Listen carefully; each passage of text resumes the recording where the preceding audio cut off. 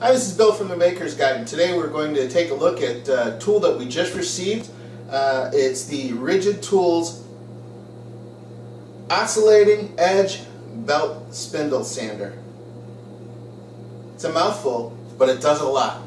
Let's take a look inside this box and see what we've got. The Rigid Oscillating Edge Belt Spindle Sander comes in a very rugged cardboard box, and it weighs about 30 pounds, so you may want to have a helper when you lift the box, although it's not beyond most people to lift this.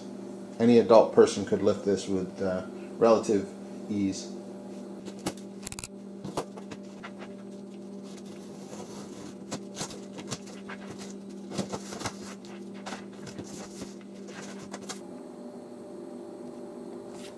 Okay, here's our first look inside. In the box, it's got a styrofoam protection piece that has several pieces that go in here. You've got an assortment of different spindle sandpaper in one compartment. Got some inserts for different places inside the tool for different size spindle rings. Got a bag of knobs, the hardware, and several of these spindles. Okay, these rubber spindles, it comes with 3 of these in the box so that you can leave the sandpaper that you commonly use on these. And they come in, actually there's not 3, there are 4, and they come in different diameters as well.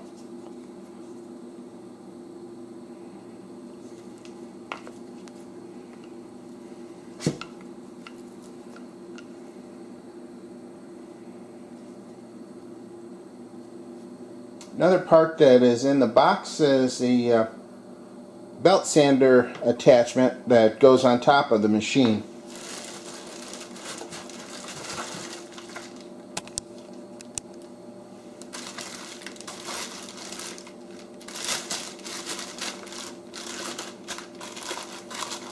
One thing you might notice that's different about this particular belt sander compared to most belt sanders have equal size pulleys on both ends, and this one is in fact tapered, as you can see there, so it goes from a smaller radius to a larger radius.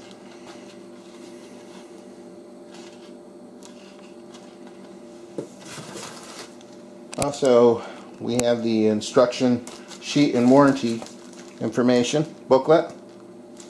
Okay, let's take this styrofoam out and see what's beneath there.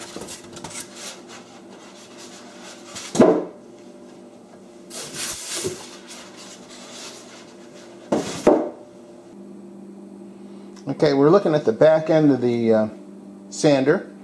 We've got the dust port here, and this is the spindle. And there's also a tray here at the front that tilts up and down. I'm going to pause the camera while I take this all out of the box, and we'll set it up and get a better view of it. I kept this on the styrofoam pieces just to show you that the place to grip the machine as you're taking it out of the box is right under here in the front, and on the back side right under here.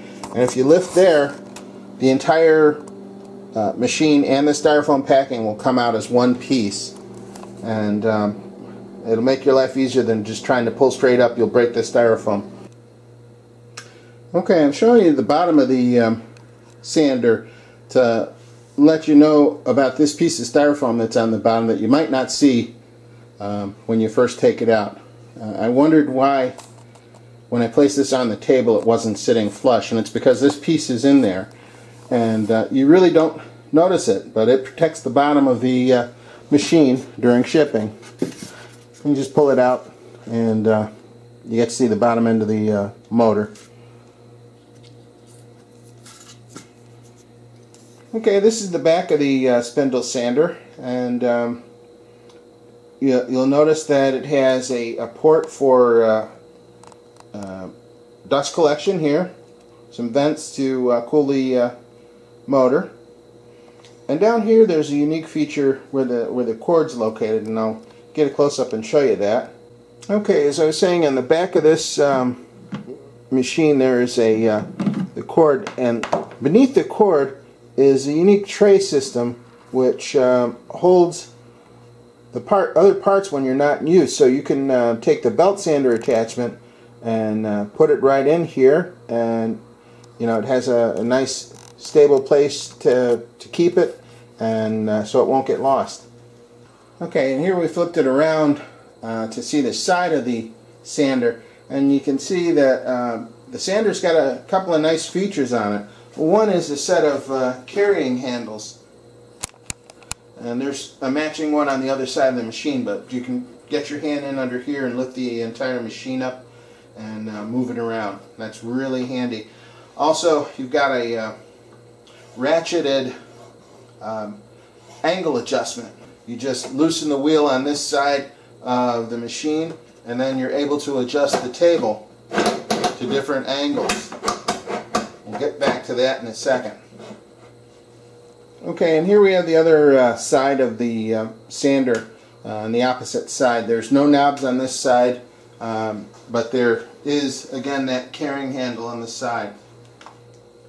And here at last is the front of the machine, the business end, where you can see a lot of things that make this a really cool machine. This is the front table, and this is the surface you use to put all the parts that you're going to sand. It has a dadoed slot so that you can use a bevel attachment to get a straight sanding joint. If you loosen the handle on the side, you can raise it, put it at 90 degrees so this is flat across the top, a flat surface, and that's probably the position most people will be using it in.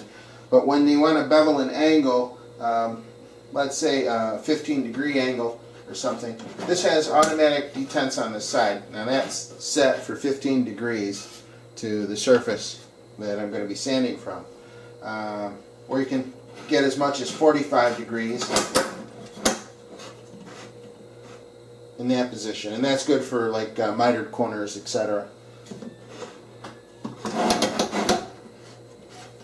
Also, with the table in the upright position, you notice that there are a bunch of other molded in spots in the face of this machine, and that is there to allow you to hold the various accessories, like the different sized spindle attachments that came